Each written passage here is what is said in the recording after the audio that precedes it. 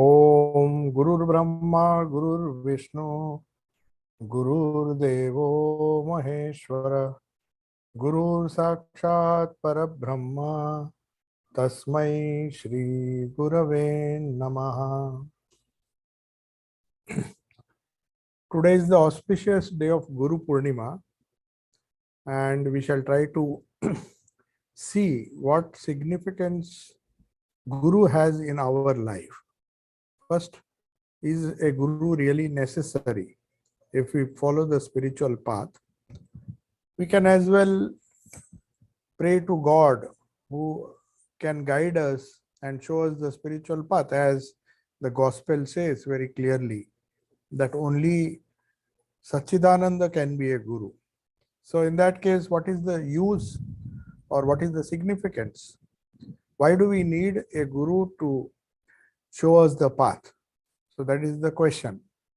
And Guru Purnima, one of the main reasons why Guru Purnima is celebrated in our Ramakrishna order was that there was a trend once upon a time, because the Ramakrishna mission, you all know, a lot of gurus, right from Sri Ramakrishna himself, who gave initiation to many of the direct disciples and also householder disciples. Then that same tradition was followed. Holy Mother, Swami Brahmananji was the first president. Of course, Swami Vivekananda gave initiation, but very little is known because most of the disciples he had were in the West, because he had a different role to play and he refused to be the first president of the Ramakrishna mission. We all know that Swami Brahmananji was the first president of the Ramakrishna order. And we also know, we do not know much about what Swami Vivekananda used to, what method he used to follow, because he has initiated a lot of people even in the West.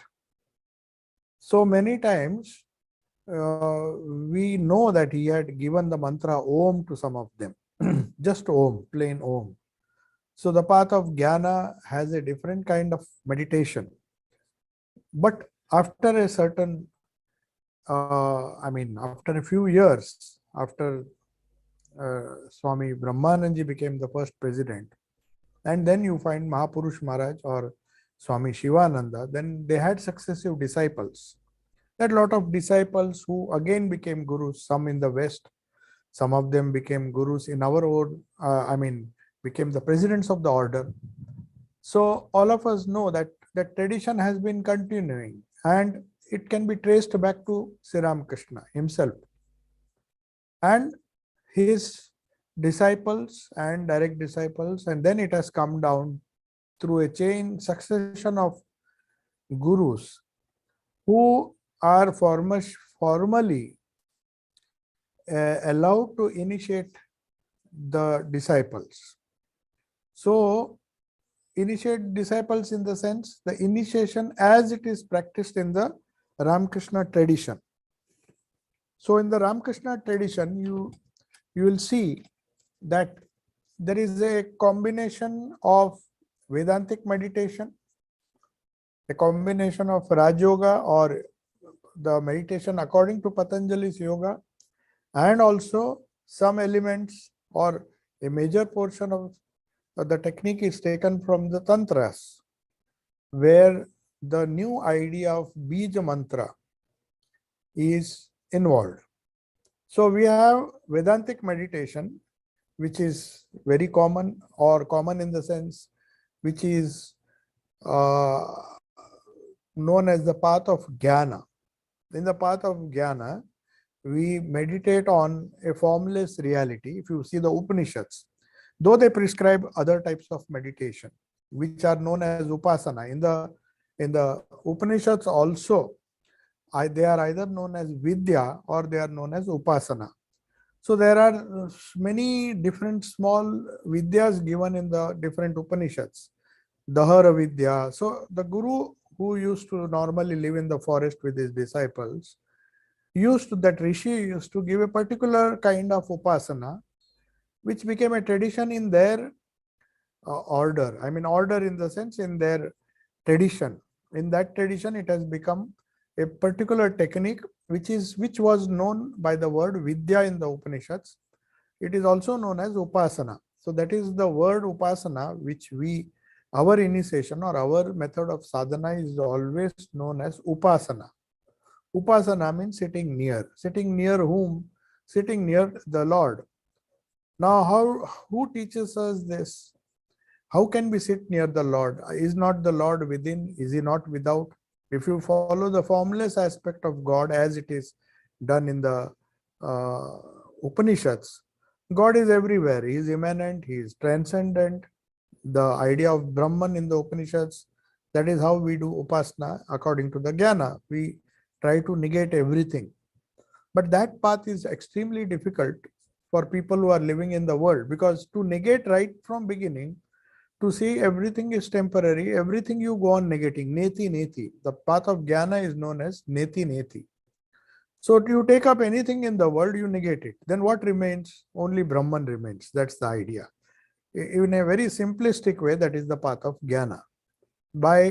We cannot say what Brahman is. You can only say what it is not. So what it is not this object, it is not that object, it is not this form, that form. So you go on negating everything. Now, when you are living in the world, it becomes a bit difficult. How can you negate your wife, your family, your children? If they are not existing, then what are you living in the world for? You have to leave. So the path of Jnana can be sometimes very difficult. There are exceptions. Janaka was there, but you see his life. His life, he was least bothered, though he did everything. He was totally detached. He said, even if tomorrow the whole of Mithila is burnt, my whole empire is burnt, I will not be attached. How many of us can say that?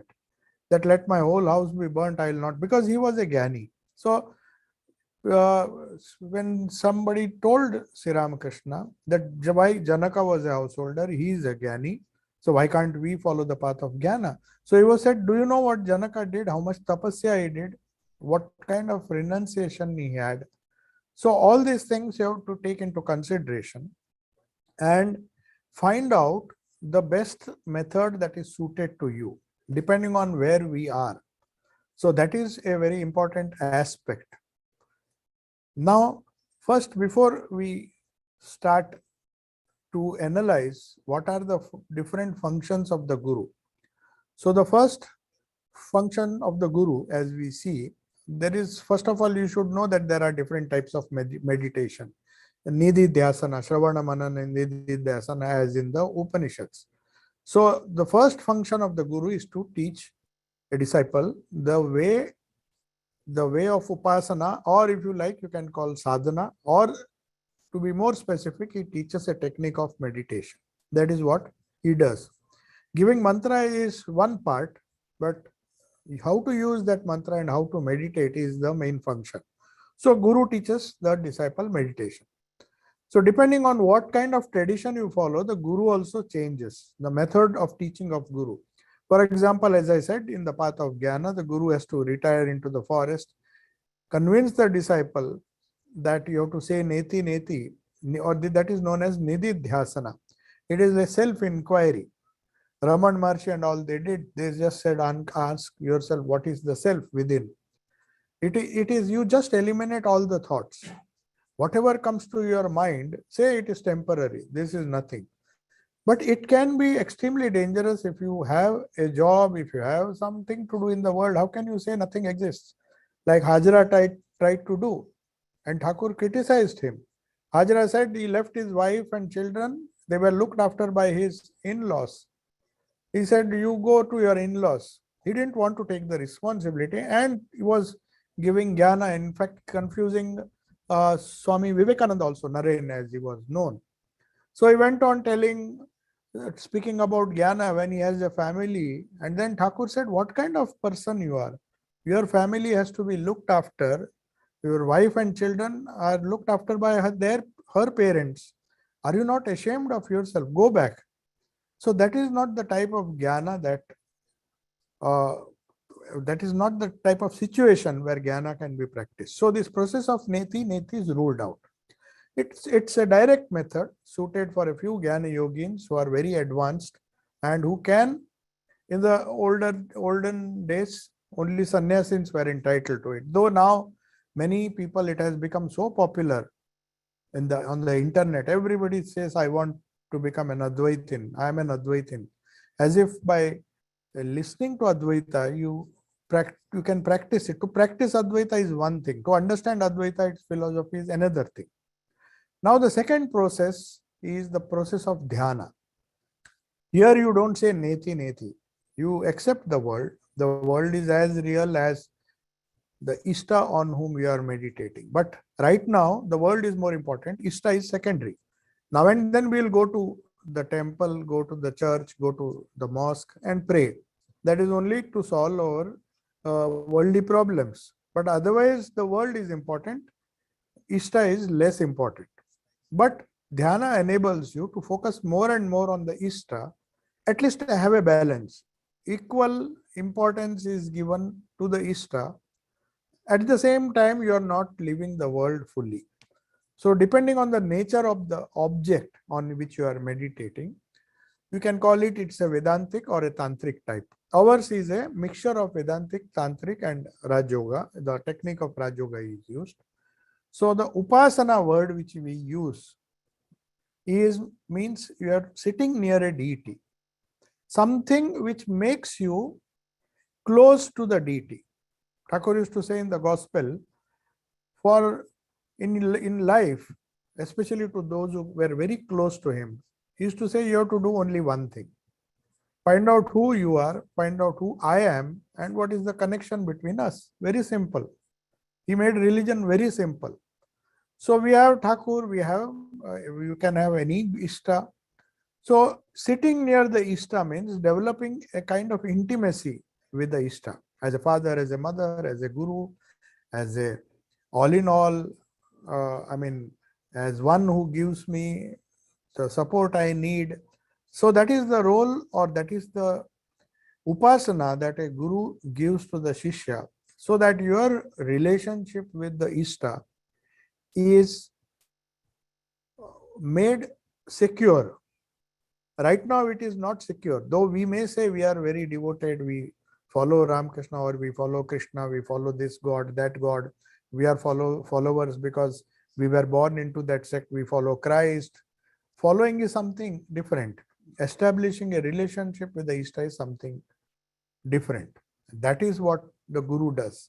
He gives you a upasana. In a very simple way, if you want to know the function of a Guru, that is the first role. Teach you a method which takes you closer to your Lord. And for majority of the people, this method is simple.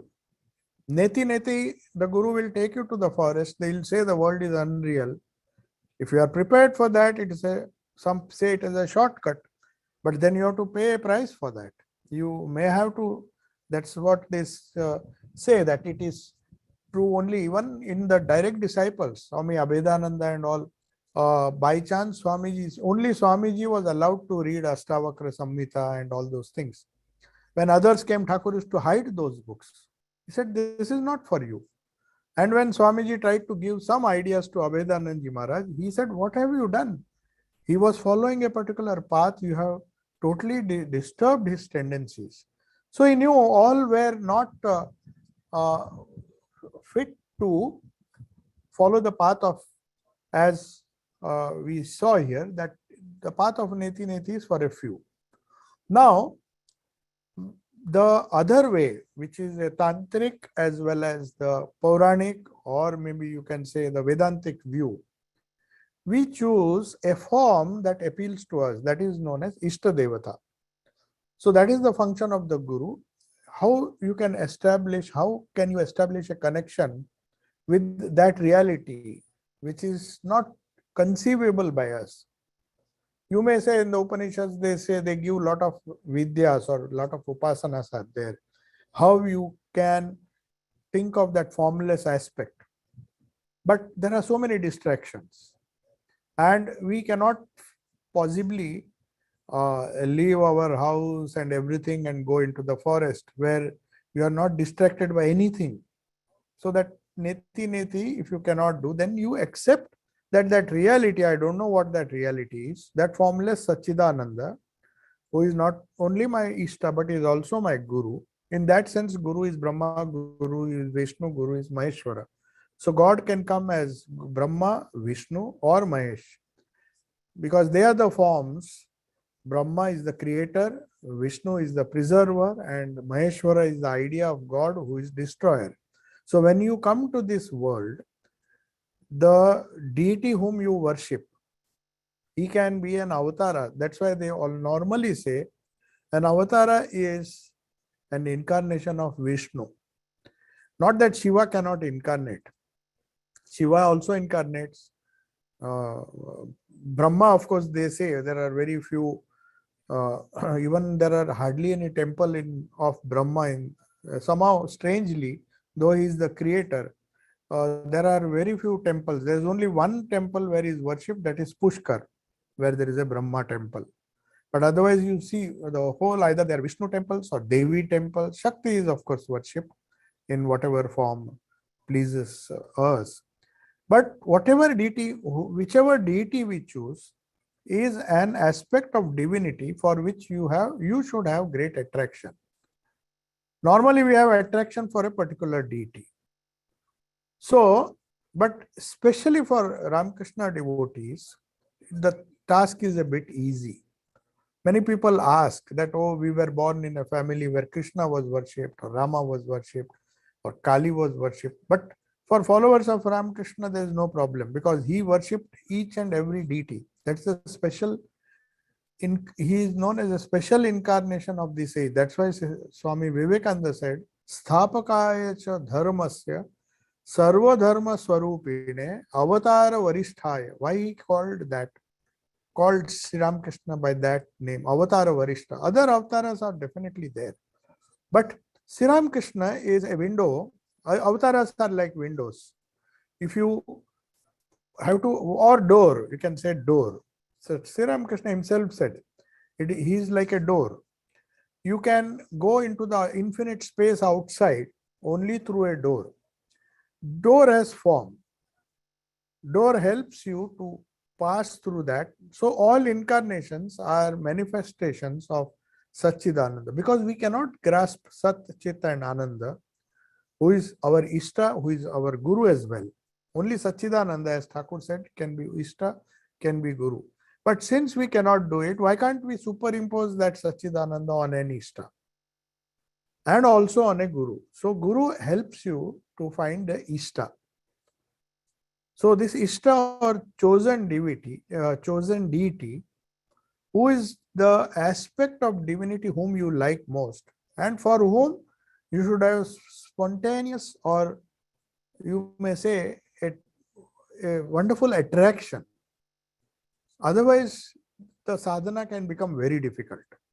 You must be able to pour your entire heart, soul, and have one-pointed love and adoration. That's why in the Bible, Jesus says, love God with thy whole mind. First starts with the mind. We are attracted by some life, some we come across the biography. That's why we say before initiation, you have to read the biography as much as possible. That is to convince your mind that this is what I want. Then with the heart, as you go on reading, the heart develops. So love thy God. See, this is a typical bhakti sadhana, which Christianity, which is mentioned in the Bible also. Love thy God, whichever God you choose, with thy whole mind, first at the level of mind, with thy whole heart. That is why we meditate the heart. And then with thy whole soul. Means you have to pour your whole heart and soul. Sri Ramakrishna used to say, people pour their whole heart and soul after money. They are mad after money. Who is mad after God? So it is a kind of madness. You know, madness for money we see almost on a daily basis. How people are not satisfied. They want more and more and more. So it is not just the mind which is thinking of making money. It is the heart, it is the soul. Anything that you understand that gives you money, you will be running after that. So that is what you mean by having one pointed love and adoration for it. In fact, Thakur went one step ahead. He said the love love a miser has for his money, because he did not know how to explain this love. How can we love God? What is bhakti? What is this one pointed devotion, which is necessary even before we start the upasana? So he gave an example. He says, try to combine these three attachments. One is the love, or these three attractions. The attraction a miser has. A miser means he is thinking only of money. He doesn't want to spend. He doesn't even spend his own money. He'll just go on accumulating. So that is excessive love. It is a kind of madness, but it is seen in the world. We see that the miser ends up earning so much that he is not able to spend. So that is because of intense love that he doesn't want to part. So just as a miser, Thakur was very practical, and so he knew psychology. He said, just as a miser loves his money, or just as a chaste wife loves her husband, and a mother loves her child. These are the highest examples of love we see in the world. In the world, we see these three things very commonly. That even if the child is not fit or is evil, the mother will never hate the child. Somehow she will love. So Sri Ramakrishna gives the examples from our day-to-day life. So can you combine these three attractions which you find in the world and combine them? Then you can really love God. So it may be very difficult to even the mother's pure love for the child is also so rare. Sometimes the mother can be selfish. We have seen that. There are few mothers, of course, who can sacrifice everything for their child, knowing fully well that the child is of no use to her, but still she cannot give up. So that is the kind of love Sri Ramakrishna expects. And combining this mother's love for the child, a chaste wife's love for her husband, and also miser's love for his money, if somehow we can combine all these three attractions, he says, then you will get an idea how one has to love the Ishta. Then alone, he says, then this meditation becomes effective. So simply concentrating as yoga, that is the defect of yoga. Yoga says you can concentrate on any object. You take up any object and you concentrate, it will lead you to dharana, dhyana, and then you may even go to samadhi. That path is there. But here it is a synthesis of bhakti also, because that love enables you to focus. Otherwise, concentration can become very difficult. Following the Raj Yoga maybe separately may be very difficult. You have to combine Raj Yoga, you have to combine the techniques of Raj Yoga, combine the techniques of Bhakti Yoga, combine the Jnana Yoga also a little bit. How that Satchidananda, Brahman is the only reality, and this Brahman whom you are trying to, on whom you are trying to meditate, you find you don't have the capacity to do that because it is very abstract. What do you mean by Brahman? What is Sat? What is Chit? What is consciousness? What is Ananda? We see only specks of Ananda, not the real Ananda. So how can we imagine? So he says you think that the Ishta is a representative of that Satchidananda. That is what the Guru tells, that you have a devotional connection with your Ishta, whichever Ishta the Guru chooses for you. So the Ramakrishna order normally follows these three techniques. That is the function of the Guru. That is the first function, to teach the disciple how to meditate. Now coming to the Upasana, as I said, the whole first aspect of the Guru, or the first thing the Guru does is gives you techniques for visualization, which is known as bhavana. Then he gives the repetition of mantra, which is a sound. So there is a sound and there is a visual image. You have to combine both. And he also has one more role to play. He has to teach you where to meditate. Where is the center of consciousness on which you have to focus? So very often there are different techniques in different traditions. But most popular Even in the Upanishads, you will find the meditation is always in the heart. So you see Bhagavad Gita, everywhere you will find the presence of the Lord is best imagined. The best technique is meditate on the heart. How to meditate? How to visualize that Ishta, that has to be taken. Those instructions will come only from a guru who has followed a particular tradition. You can't just read books and meditate. If that was done, there's no need for guru. But this tradition, the importance of tradition in this upasana is that it gives you a particular technique which has been time tested, which has been tested for many generations, and finally it has come down through a particular guru who gives those instructions to you. So that is the first function of the guru, teach you how to visualize, how to meditate. But just meditation means a combination of visualization and repetition of a mantra.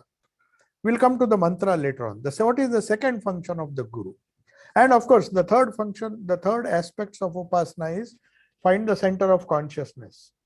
How we are conscious when we think too much, it is the consciousness is in the head. But if we feel too much, the consciousness shifts to the heart. So it is the spiritual heart which is the power, where the power of intuition awakens.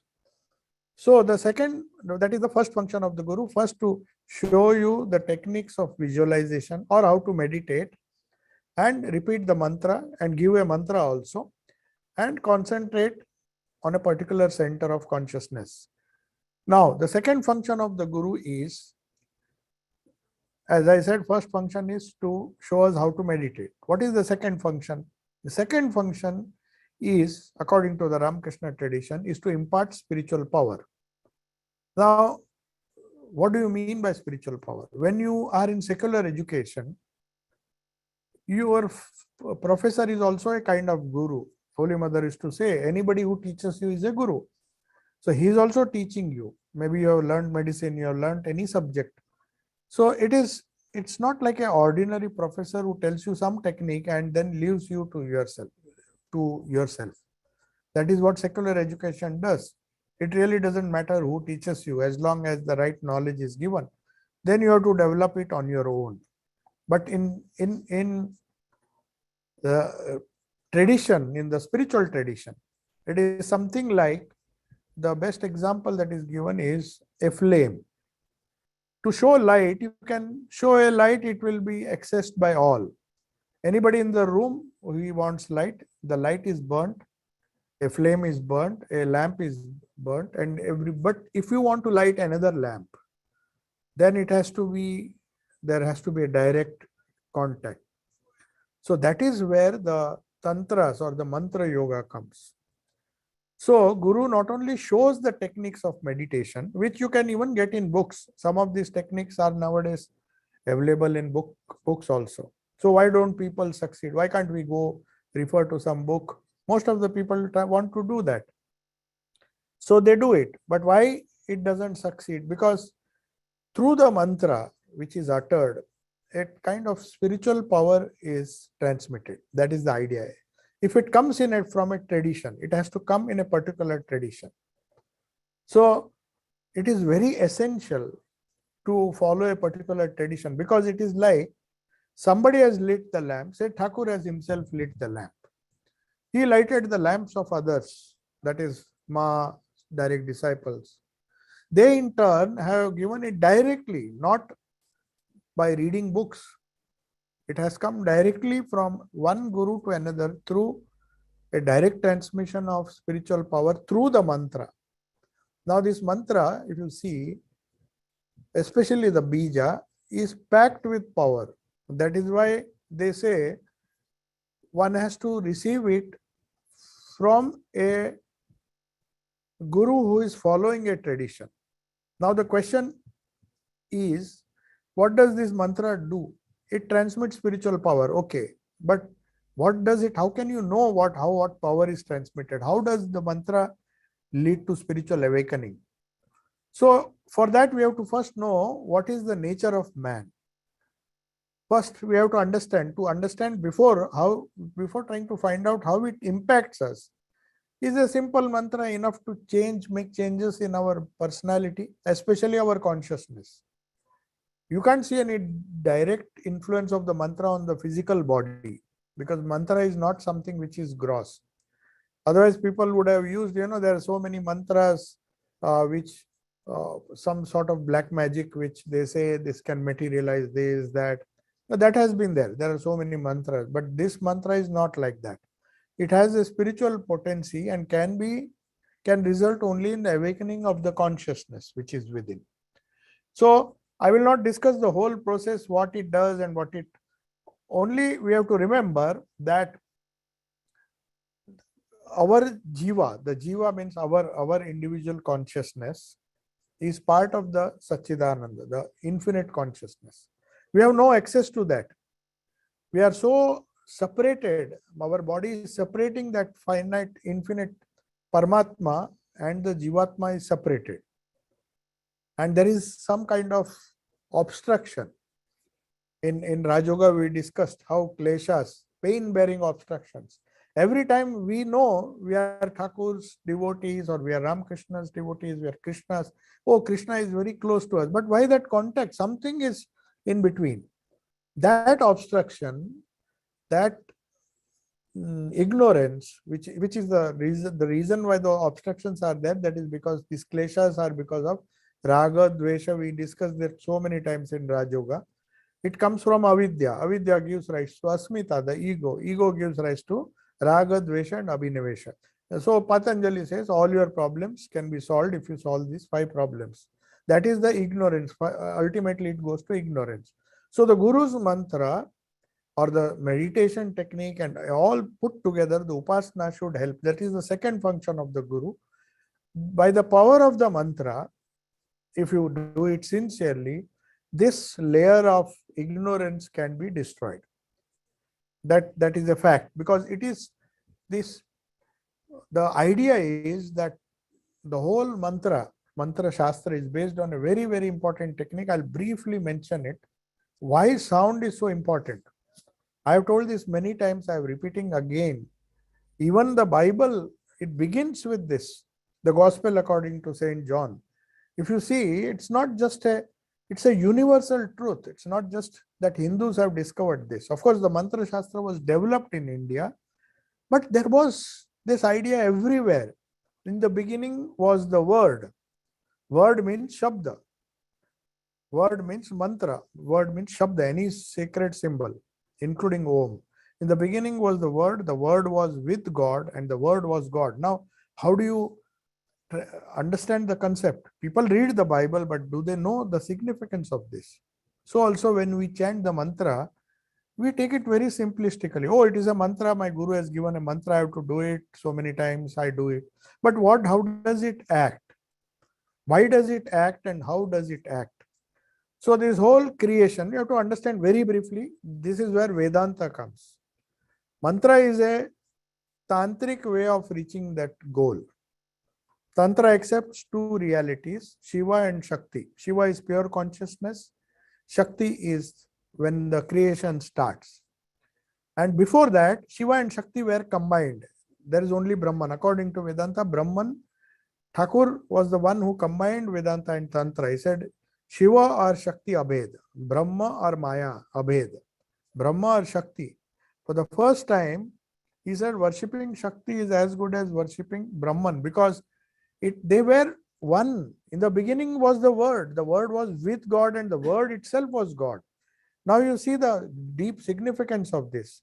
When creation was not there, when Brahman alone existed, Shakti was in the form, we can call it Parama Prakriti.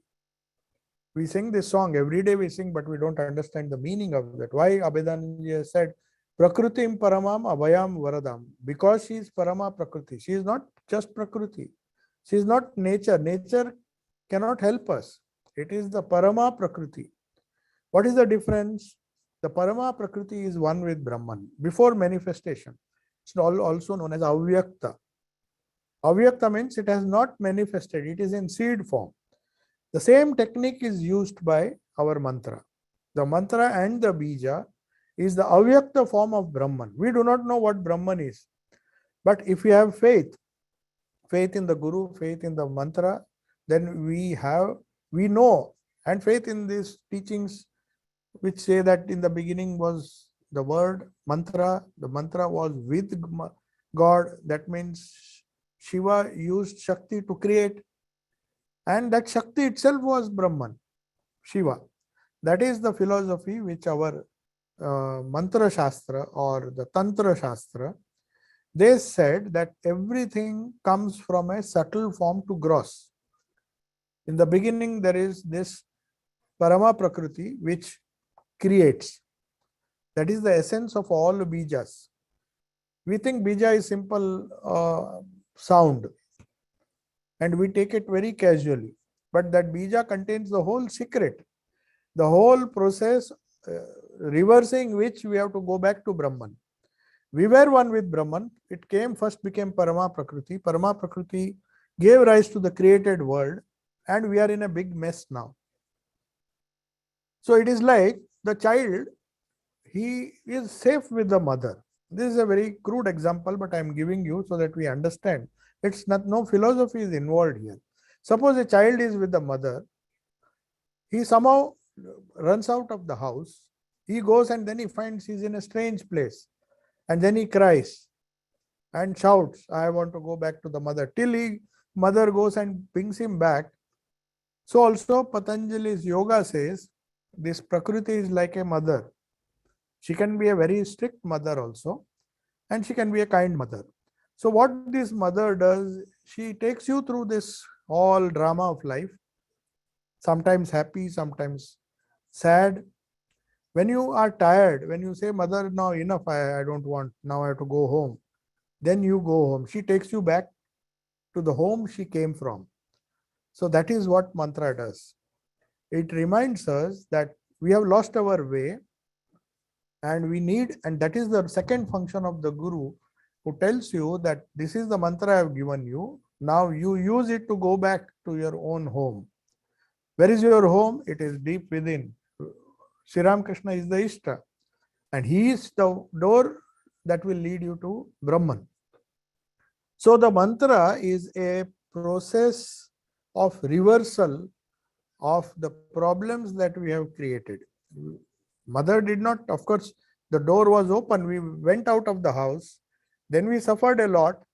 And when we are in trouble, we tell the mother, now we shout, I was safe at home. So we go back to the original. So the going back to the source from which we came is the whole essence of this mantra shastra. So Guru, when he gives the mantra, we go from gross to the causal, and then again go back to the causal state. Gross to subtle, sukshma. Earlier, the creation took place in the reverse order. First, it was causal, karana sharira, or maybe parama prakriti. Then she slowly, the karana sharira, the combination of all the karana sharira. Then we go to the sukshma sharira, our mind. And then, depending on your mind, you take up a body. Suppose your mind is full of desires of a particular kind. You will be born in that area, that place. You will get a body that will suit you. But of course, you will get the suffering also. It is like you enjoy sweets, but along with you will get the reaction that comes by eating sweets.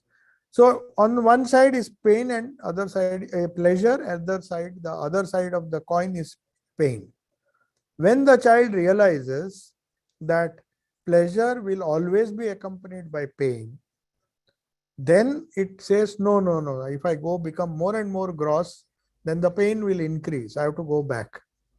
So this going back, this is the most important point to understand about sadhana. And the Guru, if he succeeds in convincing the disciple that this is the mantra, this is the form you meditate on, how to meditate, where to meditate, find out the center of consciousness, and focus on that sadhana so that you can go back to the source from which you came, so that you become secure. The more you go away from the Ishta, the more you go away from the upasana that has been given to you, the more confused we are.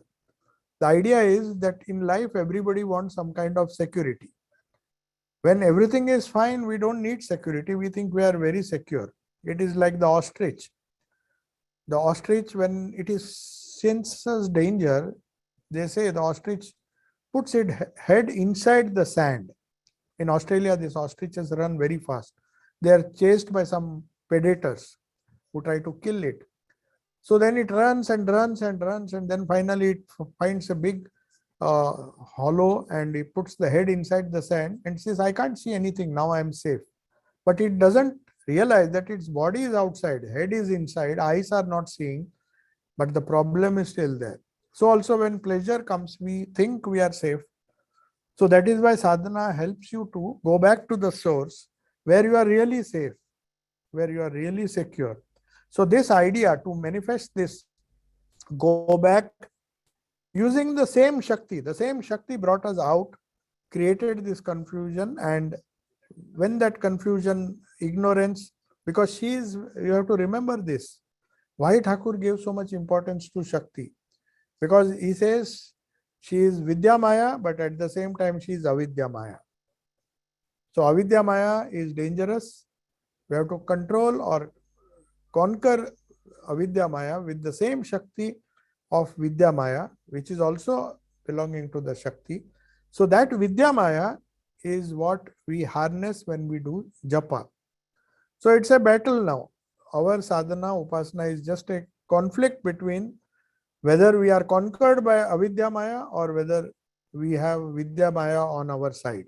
Sri Ramakrishna made religion so simple, so that which takes you towards more and more subtle, that method is given by the Guru. That is how he transmits the Shakti. When he gives the mantra, the Guru is supposed to give you not only the technique, but some kind of push, because that mantra itself, when it is received in a tradition, that mantra itself enables the person to reverse the process. It is like going on reverse gear. You have taken a wrong path and suddenly you realize that you have traveled so many kilometers. Now you have to reverse it. So it is like going in the reverse direction. So that requires power, that requires some kind of strength. So that is the second object that the Guru has to do. That is the second thing, which function of the Guru. Now we come to the third function. The third function is very important. This is the, as far as the mantra is concerned, mantra will do its own job. If one has faith, if one has faith in the Ishta, faith in the Guru, faith in the mantra, then one doesn't have to worry. We'll get all the guidance, and on the way, many people ask this question. Suppose the Guru is not there. Every Guru will not live. You cannot ask him questions. Then what happens to us? Then the mantra and the Ishta themselves are the real Guru. That is why on Guru Purnima, we all worship our own Gurus. Some may be alive, some may not be there. It doesn't really matter, because they have given what they had to give us. And now it is for us to make use of what they have given. But to do that, we have to awaken something known as a higher faculty, buddhi. The problem is, the mantra can be effective if it is combined with meditation. Upasana, as I told you, consists of two things. One is visualization, another is the mantra, japa. Of course, Holy Mother said, japat siddhi, japat siddhi. So you can get siddhi through japa alone. But you have to, even Holy Mother taught her disciples how to meditate. That is part of the upasana. So that visualization helps us to awaken a higher faculty known as buddhi. Now we don't have, then does that mean that we don't have buddhi now? I'm not talking of buddhi as it is described in the colloquial language. We just use the word buddhi very loosely. Or buddhi nahi. He doesn't have buddhi. Means he cannot think. But that is not buddhi. That is just a worldly wisdom. Some people may be very ignorant. He may be a fool as far as the world is concerned. Many people may cheat him, but his buddhi may be awakened. His buddhi may be awakened. That real buddhi which spirituality speaks of is nothing but a higher faculty. It is more properly known as dhi. So that is what you do when you repeat the Gayatri mantra. Om Bhur Bhuva Swaha Tatsavitur Varenyam Bhargo Devasya Dhimahi. Dhi means that buddhi, please awaken, because without that my spiritual journey will not start. Forget reaching the goal. It will not start if you don't have the higher faculty. It is like unless you become a graduate, you can't even go to do postgraduate. You can't just go and to the university. They'll ask you, have you finished your graduation? So it is something like that. It's of course not a very proper example. It's a crude example. But the first stage, what Guru does is he awakens the higher faculty in the human being. And how that higher faculty is awakened is due to the visualization. So the visualization teaches us how the dhi is awakened. We need that faculty because it is that doorway which leads us to the goal of life. Mantra assists in that, but it's the visualization, that purified heart. The purified heart is known as dhi. That is why when you are, most of you who are initiated, they know they are asked to imagine a lotus. Now, what is that lotus? Some people say it is a symbol of bhakti. So, the Guru normally, in most traditions, in the majority of traditions, you are asked to focus on a heart center. Now, don't think that this is the only way of meditation. There are other meditations where other centers may be used. I am just warning you. This is I'm telling you, majority of the sadhana that we do, the Guru instructs the disciple to concentrate in the heart center. The number of petals, the color of the lotus, these are all visualizations. You may ask, what is the fun? Can I not directly meditate on the Ishta? Why this lotus is involved? You see, these are not arbitrary things. It is not that some Guru thought, oh, let me nicely make a painting, make this red lotus and make the Guru sit on that, or make the Ishta sit on that, and let me tell this thing. No, these were realized. In fact, Sri Ramakrishna himself, no matter which sadhana you do, when the chakras open, Sri Ramakrishna himself could see. See, he really saw. He didn't read the book and then, oh, this is the anahata, this is this chakra, this is that chakra, there are so many chakras. He saw it. After seeing it, he took a paper. Unfortunately, that paper is lost. He took a paper and showed Holy Mother. She herself says in the Gospel of Holy Mother, Thakur told me, today I will explain to you what these chakras are. Perhaps it is not his will that it should come down to us. He was very good at drawing, all of you know, though he could not, but he showed exactly what he had seen. His knowledge was based on his own personal experience of how he saw these chakras. So these rishis, this tradition which we follow, these chakras are literally seen. It's not just a painter's or artist's imagination that you meditate on a Ashtadala lotus of red color or a 1,000-petaled white lotus. We do not even know how to count these 1,000 petals. It's not necessary. But these are the visualizations these great rishis have seen. So you are asked to meditate on the Guru on a particular type of, with a particular type of visualization. But you can imagine a light. There are so many other techniques. Buddhists have other techniques also. But the higher mind, the intuitive mind is what is meant by dhi. That has to be awakened. So in Mantra Shastra, it is known as this 8-petal lotus. See, don't confuse it with the lotus of the chakras in Tantras. Mantra Yoga, it is known as Ananda Kanda. You see, when you feel joy, you feel it in the heart. You don't feel the joy in the head. Heart is the center where you feel. Of course, you feel pain also in the heart. When some bad news comes, you just feel that something is not right in the bottom of the center of consciousness. So it cannot be awakened by ordinary methods. No matter how much you meditate, how much you think, visualize, There is a process which has to be learned from a guru, and it cannot be done through ordinary effort. It takes how this buddhi awakens. It is also connected to the kundalini. I'm not going to discuss that kundalini now because that is another topic. What that kundalini is, how it is awakened, maybe in some other class we will discuss.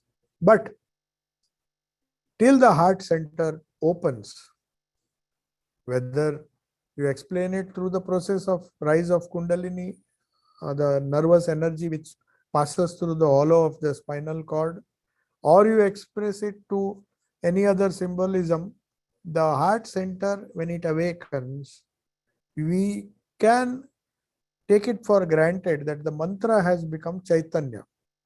So Thakur also says in the gospel, and mother says in the gospel of Holy Mother, many times she says that this is not an ordinary mantra. Once one of her disciples, he was trying meditation, he was not succeeding, he got terribly angry. And he said, Ma, I have come here to return the mantra. I don't want, because nothing is happening.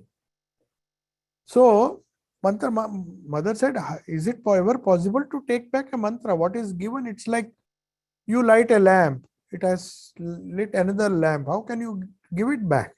It has already done its job. Then she said, don't worry. You may not like it. Do whatever you like, but one day you will find it will have its effect. So this whole idea of awakening of the psychic energy, which normally in all normal human beings who don't believe in sadhana or anything, or whose kundalini has not awakened. Kundalini means nothing mystical. It is just the nervous energy which is now flowing through the Ida and Pingala, which is our spinal cord, and which gives rise to the feeling that we are a body, that strong feeling that I am the body, fear when the body is sick, fear when you have some sickness, because we are attached. That nervous energy always tells us anything, oh, you have this disease, then immediately the body reacts. Somebody has uttered this word that you have such and such disease, we will give a big medical name for that. The immediate reaction is on the body. You lose appetite, everything happens because our nervous currents, they have a nervous association with the Ida and Pingala, not with the Sushumna. So the yogis found a technique, that is according to Raj Yoga and also according to Tantras, that by the repetition of the mantra, especially the bija, we go on striking at the base of the spine, and the nerve current which is now flowing through the Ida and Pingala and making us suffer joy as well as pain, both, because the nervous system, we are totally bound by our nervous system. If somebody utters a word, it affects our whole nervous system and we react to that. We get angry, we go even try to give a blow, or we get upset, we get depression. So many things happen just by a few words which has entered the nervous system through your ear or through something which is shown to you. You get terribly upset. Your nervous system is totally not under your control. You are under the control of your nervous system. That is because it is passing, the nerve currents are passing through Ida and Pingala. So the sadhana, the function, another function of the guru is to, by making him focus on the consciousness, try to attract that kundalini, that nervous energy, and that, what is the sign that it is happening in your life? You become calm and peaceful.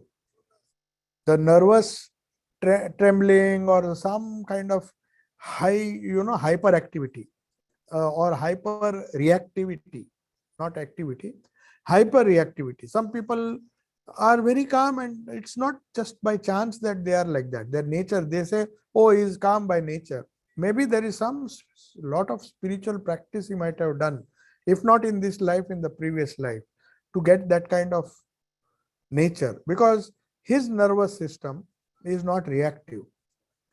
And if that is not reactive, you have gone a little higher and reached the buddhi level.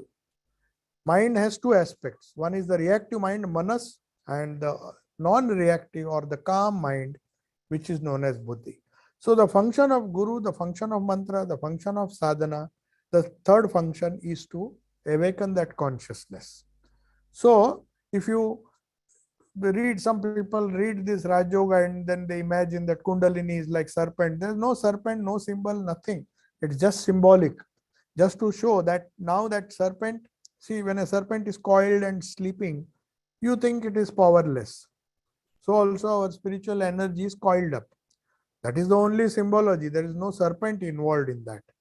But just to show, because people have seen the serpent, and when you touch that, suddenly that cobra or that serpent will raise its head. So that is what is done by the mantra, constantly awakens that sleeping serpent, that sleeping coiled up energy which is there in the Muladhara. It's technical, but don't bother about it. What happens is, if we do that mantra seriously, it enables the energy to rise in the Sushumna. And if you are lucky, if as a result of sincerity of japa, it may open your consciousness when it comes to the heart center. That is not the goal, but that is the beginning, to find the center of consciousness. As I told you, the mantras become effective when the center of consciousness is open. So this is the third function of the guru. Now, what is the fourth function? There are many other functions, but I am just trying to compress it in only 4 functions. Now, if these 3 things you understood what he has done, first he teaches you the technique, then he teaches you how to awaken, gives you a center of consciousness. So that is why they say one should have implicit faith in what the guru says. You remember what happened to Swami Virajananji. He was instructed by Holy Mother to meditate. Perhaps he did not take this very seriously. Somehow he must have read. How it happened, we do not know, but we know for certain that he meditated in the head. And suddenly he had a lot of trouble. Brahmananji also was unable to help him. His name was Kali Krishna Maharaj, and he was famous for meditating for hours and hours together. Since he was not very close, though he was physically not very close to Holy Mother, he was staying in Belur Math and Mother was in Jairambati. He didn't realize what mistakes he was making. Then Brahmananji said, now I am unable to help this boy. He is totally gone haywire, his mind. So he said, go to your guru and just. Then Holy Mother immediately, by seeing him, because she is Jagannatha herself, she said, where have you been meditating? He said, it in the head. He said, why did you do that? And immediately she said, no, you have to meditate here and touch the chest, the heart center. That is the function of a realized guru. She could do it. Even Brahmananji could not say what was the problem. But she said, what have you done, my child? You are meditating there. I asked you to meditate here. But fortunately, she managed to save him. And then after that, he became normal. So these are not things which you can experiment with. You have to follow it to the letter, last detail. That is why the center of consciousness is determined by the guru. If you don't have a guru, then you have the freedom to meditate anywhere you like, but then the consequences also will be there. So if we keep our mind fixed and do not try too much of experiment, that is another danger now. Earlier we had to read books, go to library, but now everything is there on the YouTube. So people have this tendency to just consult the YouTube and get confused, and they think the instructions that were given, whether they have taken mantra diksha from any tradition, every tradition, it is a thought, a process which has been thought very carefully by all the people who have shared it with the succession of disciples. It has not just come arbitrarily. It is a very well thought out process, time tested process. And if you make any change, thinking that, oh, you have seen this today, so you have seen that on the YouTube or anywhere else, you come across so many new things, which especially they say in America that they want something new every time. They said, oh, there's no point in repeating the same thing. Just as you have a new car, you try to get a new mantra, new way. Oh, let me try something else. That can be extremely dangerous. So, one of the reasons why one should have a guru is that if you want to make any change, or if you fail difficulty in anything, like Virjananji, Brahmanji said, you have to go back to your guru. She understood where the difficulty was. She touched the heart and said, this is the center I told you to meditate. So the center of consciousness, the mantra, one part, visualization, center of consciousness, they have to follow, they have to be followed verbatim. So if we make any change without the permission of the guru, then we have to suffer the consequences. That is why when we were taught Vedanta by one Acharya in our training center, he said, I am teaching you many things because that is in your syllabus. I'll be teaching you Brahma Sutras, I'll be teaching you Upanishads, I'll be teaching you Advaita, I'll teach you Dvaita, many subjects, because you have to have a bird's eye view of everything. In 2 years, we have to learn. But one thing he told us right from the beginning, that please, please don't experiment. You will get good ideas, don't experiment. Just for your own sadhana, your own life, what you have been given by the Guru, even that small booklet, that is more than enough. Then he gave the example. He said, to kill yourself, one pin is enough. Whereas to kill others, you need a sword. Thakur used to give this example. Swamiji also. So what is being taught to you is for universal humanity. So that if somebody asks, what is Upanishad? Oh, this is this. What is Advaita? What is Advaita? You can explain. But when it comes to your own personal life and personal sadhana, there cannot be any change. You cannot experiment. If at all you experiment, it will be taking a very big risk. So he said, you as brahmacharis, you may think that I heard some wonderful things. Let me try this, let me try that. No, you can't. You have been given instructions, you follow that. This is just for information. So that with that warning, he taught us many subjects, many of the Upanishads, then other philosophies also, Western philosophy also. So it's a good intellectual exercise to keep your mind occupied. But don't try to practice that, because that is not what the Guru has told. So on this Guru Purnima day, I'm happy that I could share a few thoughts. There are one more function, but don't have much time to explain that. That is the fourth function, where the Guru's role ends when he introduces you to the Ishta. So that is what they say. We have to have that faith, whether the Guru is in the body or not, whether he is physically present or not. Even in the subtle aspect, he is like a matchmaker, Thakur used to say.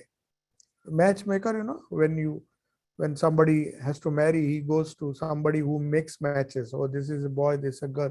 So he says, Guru is like a matchmaker. He will fix your appointment and take you to your Ishta. That is the main function. Whether he is alive or not, we have to have hope, because his mantra, whatever he has given, whatever instructions are given to us, that will help us to ultimately reach the goal, that is Satchidananda, who is your Ishta, who has come in your form of your Ishta.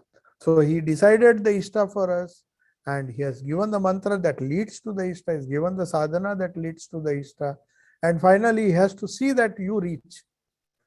That is the fourth function, but that will take a lot of explanation, will not continue anymore.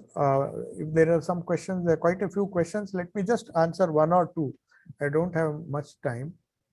So can I meditate without a guru? Now the same question. I told you now after the whole thing, I hope you have heard this talk properly. What is the function of the guru? So can I meditate without a guru? Obviously you can do anything. But that depends on what you want to achieve in life. If you want to meditate just to get a little concentration and earn a little more money, or maybe lead a very to improve your concentration. Many people I heard, they bring some students, who said, see, you are not doing well in the exams. So take Diksha, take mantra. Your concentration will be good and you will get good marks. No, that is not the purpose. It will never happen. But without a guru, if you meditate, yes, you can get concentration. If that is the goal, there's no need for guru. There are so many techniques available. For concentration, there is no need. This is only for spiritual uh, practice only. So that is the answer. If I think I have convinced, where I can go to learn meditation without guru. That there are so many sites on the internet which teaches you technique which they claim will help you to achieve this goal or that goal. So what is your goal in meditating? Why do you want to meditate? Chacha, one more thing Guru does, I did not discuss that, is he will tell you why you should meditate. Now everybody, it seems to be a fashion nowadays that I should be meditating. No, you ask the question why you want to meditate, then there is no reason. Some people have a reason. They say, if I meditate, I'll get good marks, maybe I'll get good admission or do well in life. Well, for that, you don't require a guru. You can get many things. You don't have to search much. Nowadays, things will come to you. That's internet and all those things. But they will promise you little things. If you are happy with that, it is fine. Next, maybe a silly question. But do all gurus in the Ramakrishna tradition give the same mantra? If not, why is it different? The mantra is different. You see, as I told you, Sri Ramakrishna is Sarva. I'm talking only of the Ramakrishna tradition. I'm not talking of others. Because other organizations may have some Maha Mantra which is given to everybody. Some of them don't give it privately. It is just chanted. It's chanted publicly. I'm not talking of those. I'm talking of the Ramakrishna tradition, that the mantra changes because there are different aspects. That is the beauty of Ramakrishna. Ramakrishna has any bija goes with Ramakrishna. He is such a unique avatar. That is what Thakur said, Swamiji said, Avatara Varishta. To open the door to Satchidananda, if you go through the Ramakrishna door, there are many keys. Now, this is a simple explanation. I'll perhaps explain it in some other class. You can open it with any key. There are some doors which have multiple keys. So it is like you have the mantra, different mantras. Mantras are different. The name of Ramakrishna is always there. Om is there. The bija may change. The only thing that changes is bija. The bija is like a key, as I told you. It can function. There are different aspects of Shakti. Each aspect of Shakti has a bija. So with Sri Ramakrishna, any Shakti can go. He worshipped Kali, he worshipped Durga, he worshipped every divine mother in so many forms. He also worshipped Krishna, he worshipped. So if one has an inclination, or maybe there are bijas which are specific to female deities, there are some bijas specific to male deities, and Thakur is Sarva Deva Devi Swarupaya. So this is a unique case, but don't think that other traditions follow the same thing. There can be single mantras, there can be multiple mantras depending on the tradition. So it's not a silly question, it's a genuine question. Okay, it would be an interesting experiment. Sharon is saying, yes. As long as passed an ethics board for the order to adopt an orphaned young child and teach it the truth of its divine potential and being. So in theory, he or she would not have to dehypnotize himself or herself. It's what seems to be the main theme of the sadhana. Why orphaned child? I don't understand. Any child is a potential. I mean, you can work on him and he can be a potential Brahmagani. Why just an orphan child? I don't understand.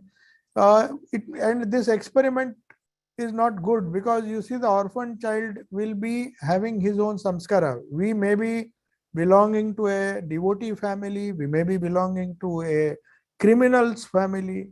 Samskaras have nothing to do. We have come with your own baggage. Prahlada's father was Hiranyakashipu, was a demon, Asura.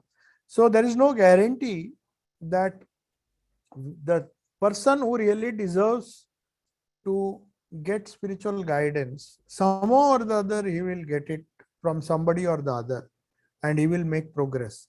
See, everything depends on the past life. So we don't have to specify whether it is a orphan child. Orphan child, we do not know who their parents are.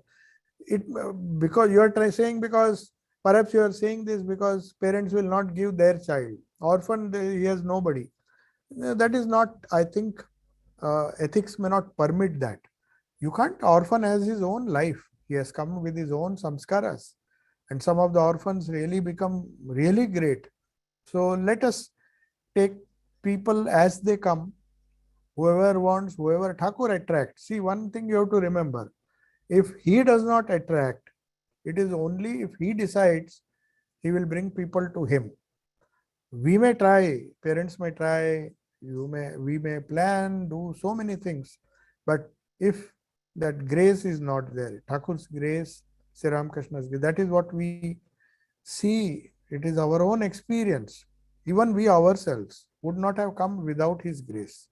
So you have to remember this, that nobody comes or nobody can be experimented with unless he himself willingly comes. That is why we are not so aggressively like other missions and other organizations. We don't aggressively promote. We wait. Even in fact, we tell people to wait before they take a serious step. Are you sure you want initiation? Are you sure you want to do sadhana according to this? Do you know what are the requirements? What are the things you need to do? If many set conditions are satisfied, maybe you will get less people, but they will be more benefited by that. So whether is a orphan or somebody else, it doesn't matter. Achha, what happens to a person who does not follow a spiritual path throughout one's life, but is a good person and dies? What happens? Yes, see, the thing is, if he's a good person, that does not guarantee that he is making spiritual progress. He is good because his circumstances have been good. Put the so-called good person in a bad surrounding, put him in a slum. Because he is good, because he has nothing, perhaps because of lot of punya he has done in the past birth. He has been born in a nice family. And he is good because he doesn't have to do bad things to survive. Don't think bad people are always bad. Sometimes circumstances, that's why Swamiji had so much compassion. His father told him, don't criticize these people who drink. You know how much of suffering they have. To survive, they do it. So it's not just the good people who can be spiritual. Girish was not a good person by any standards. But Thakur thought he was the best. He was the only disciple whose whole responsibility Thakur took. So bad people also can be, there's no good or bad. One is good, but the essence is one has to be spiritual. So what happens? Nothing happens. They will enjoy the fruit of their karma, that good person. But a day will come when their past karma will be exhausted and then they will suffer. So that is the cycle of life and death, of pleasure and pain. So that is why our rishis were wise. They did not bother much. Oh, only good people we will take care of. Thakur never discriminated.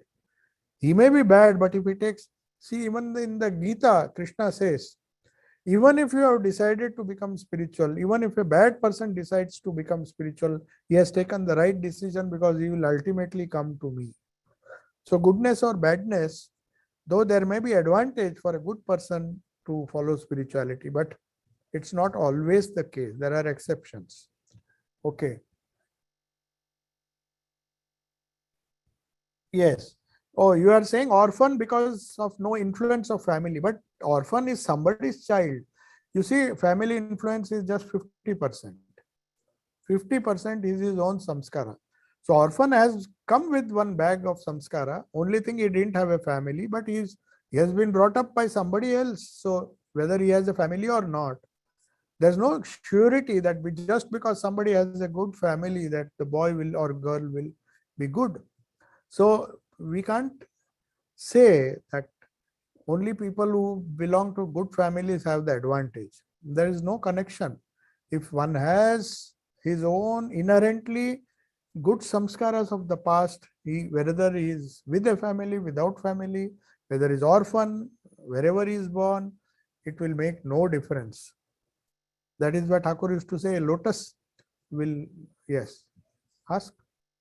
That Thakur said, if you are honest and truthful, you will reach God because truth is God. Yes. That is the spiritual practice, isn't it? Yes, yes, yes. Now, one question is, there are some devotees sitting here. So the question is, Thakur has said that in this Kali Yuga, truth is the tapasya. One who holds on to truth will reach God. So now the answer to this is, truth is at different levels. Speaking truth is one level.